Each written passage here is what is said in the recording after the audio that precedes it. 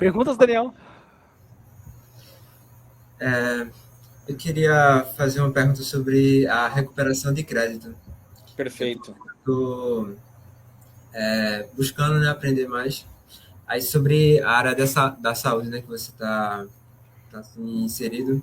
Aí como é que funciona a recuperação de crédito nessa área da saúde na sua empresa? Perfeito. Daniel, eu diria que é o seguinte, hoje eu diria que 100% das empresas hoje, elas estão passíveis de erro realmente tributário. E eu falo isso porque hoje a complexidade que a gente tem hoje no Brasil em termos aqui tributários, ela é muito grande, né? Engana-se quem acha que com a própria reforma tributária isso vai realmente facilitar, porque não vai. Eu falo isso porque hoje, por exemplo, você vai ter lá a taxa normal para todos os setores.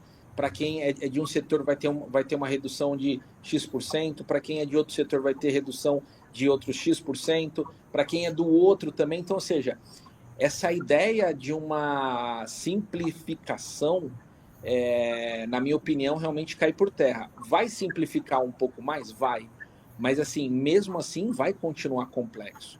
Então, assim, estou falando isso muito mais para fazer aqui uma certa introdução, que é o seguinte, né? O processo de recuperação hoje de crédito, hoje ele tem potencial de existir em qualquer negócio.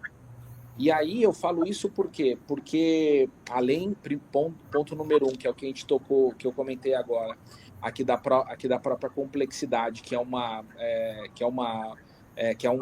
cenário realista para a grande maioria das empresas, né? Até porque a gente tem mais de 24 milhões aí de CNPJs, aonde mais de 90% a gente está falando do quê? De pequenas, médias empresas e algumas grandes, ou seja, multinacionais e tudo mais, são poucas, né? Em termos aqui de quantidade aqui de CNPJ. Então, quando a gente fala aqui de um processo aqui de recuperação tributário, eu costumo dizer que é o quê? É muito mais a gente poder entender, no final das contas, as probabilidades que a própria lei nos dá, capacidade realmente de operar, e talvez por qual caminho que a gente está ali seguindo. E eu falo isso por quê? Porque muitas vezes, muitas empresas realmente assim, vou dar aqui um próprio exemplo básico, que para mim é o primeiro passo aqui que a gente vai ter que seguir aqui com a própria reforma tributária para você empresário, para você que trabalha aqui na área tributária, né? Para a nova reforma, você tem naturalmente que revisar todos os seus NCMs, né? Então, porque eu acho que é o primeiro caminho. Se não fizer esse trabalho bem feito, realmente muitas empresas vão ali sofrer com o processo ali de implementação. E por que eu estou falando isso? Tem muitas empresas que, de repente, assim, fizeram análise ali de um produto, definiram ali um certo NCM e nunca mais voltaram a ver isso. E eu falo isso porque tem mais ou menos umas 2 semanas eu participei de um evento ali que eu fui convidado sobre reforma tributária e com um eixo muito mais ali na parte ali de tecnologia e também automotivo. E assim, eu fiquei surpreso com foi uma pergunta que até foi um empresário que fez, ele falou o seguinte, ele falou assim, olha, hoje eu compro a mesma peça, né? Eu não me lembro exatamente, mas assim, vou dar um exemplo aqui. Amortecedor do Gol. E assim, exatamente bem específico. Ele falou assim, hoje eu compro de 4 fornecedores. Cada fornecedor me dá um tipo de NCM. Então, olha só, como é que ele vai fazer em relação a isso? Então, olha só assim, a possibilidade, né, a quantidade de erros que você abre num leque quando você está falando aqui da própria apuração de impostos. Então, eu diria que assim, o como que eu costumo fazer, né, e analisar a questão do próprio potencial aqui de recuperação de crédito. Em primeiro lugar, né, ou seja, é fazer realmente o básico. Poxa, hoje do que eu tenho realmente comercializado. Eu tenho segurança 100%, né? Isso aqui falando aqui de recuperação de créditos muito mais voltado aqui para a parte comercial, tá? Não estou falando aqui do próprio previdenciário e tudo mais, porque assim, cada frente eu digo que que é um desafio totalmente diferente, é um olhar diferente. Então, assim, eu estou aqui tirando aqui da jogada, por exemplo, a questão aqui do próprio previdenciário, tá? Olhando aqui mais aqui para a questão comercial, talvez depois eu volto até ali no próprio previdenciário.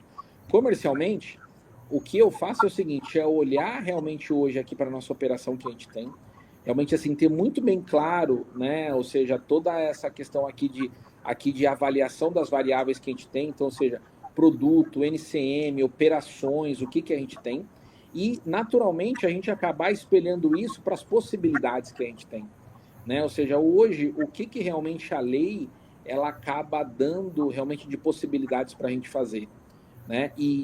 Como eu comecei respondendo ali a sua pergunta, Daniel, naturalmente, com essa complexidade que a gente tem, muitas empresas podem ter realmente feito, realmente assim, poxa, fiz algo errado, né? Realmente acabei analisando de maneira errada. E aí sim, através de toda essa própria análise situacional, pegar e falar assim, tá bom, o que eu tenho aqui de possibilidades em relação a isso? O que realmente eu acabei realmente cobrando a mais? O que eu acabei cobrando, o que eu acabei pagando a menos e tudo mais? E eu acho que é o principal, né? Hoje, quando a gente olha aqui para o Brasil, se tem algo que realmente funciona muito bem em termos de obrigações, em termos de todas essas informações, é utilizar todas as nossas obrigações acessórias e também todas essas informações de maneira estratégica, de maneira analítica de dados e falar assim, poxa, aonde que a gente tem ali oportunidades para a gente conseguir capturar, né? Ou seja, todas essas oportunidades. Mas o que eu digo é o seguinte, dinheiro na mesa tem. E além disso, tem até uma outra coisa que eu acho que assim, eu vou dar um exemplo específico que é super novo. Praticamente mudou faz muito pouco tempo. Tem uma mudança específica que foi feita, né? E aí eu vou comentar da mudança e aí eu vou comentar um pouco como que é o papel, né, que você pode fazer até para um processo aqui de recuperação desse.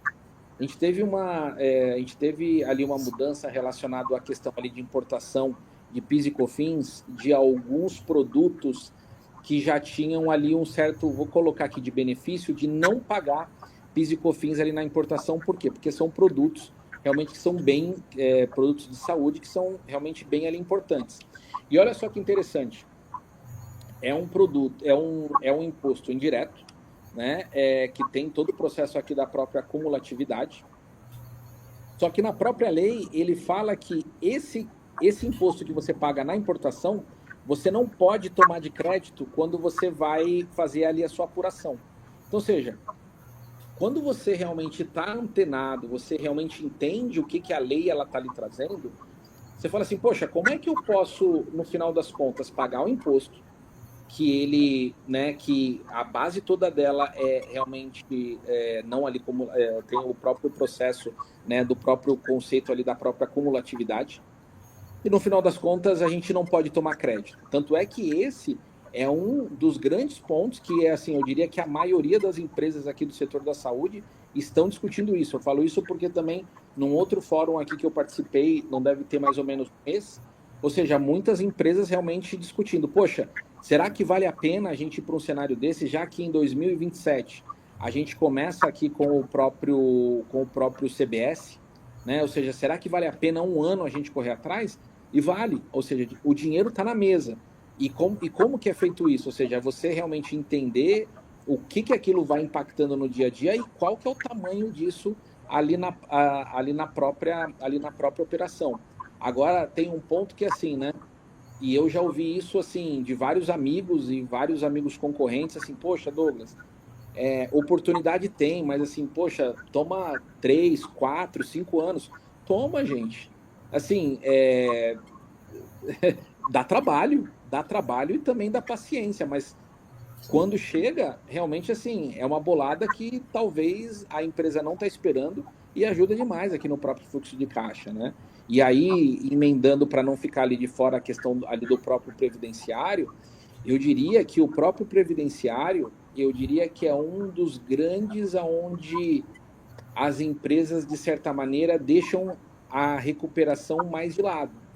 E por quê? Porque, querendo ou não, a questão previdenciária é uma bola meio dividida, né? Porque quem está ali realmente ali na área de recursos humanos, folha de pagamento e tudo mais, está cobrindo toda a questão de compliance realmente ali previdenciária, mas de repente tem alguma outra oportunidade e que talvez a empresa ela tenha um perfil muito mais conservador, né? De falar assim, poxa, no final das contas eu prefiro não ter, né? Ou seja, nenhum outro tipo de problema e tudo mais. Então, ou seja, tem um pouco sobre isso também, de ter, eu diria que oportunidades aqui na área previdenciária, assim, eu posso estar muito enganado, mas o que eu vejo aqui da minha experiência aqui em mais de 20 anos é assim, é a área que tem muito mais dinheiro na mesa e a principal razão é porque ela é uma grande bola dividida, né? Você tem ali a área de recursos humanos, folha de pagamento, e também ali a própria área de finanças também ali como responsável. Se de repente alguma dessas áreas não toma liderança de falar assim, poxa, eu quero realmente ir atrás, eu quero entender o que tem de dinheiro na mesa e tudo mais, no final das contas vai ficar ali uma certa maçã baixa disponível que ninguém quer ali pegar, né? Mas eu diria que seria isso. Se você gostou do conteúdo e quer aprender mais, entre no nosso canal do YouTube ou perfil do LinkedIn para ver o nosso conteúdo completo e muito mais.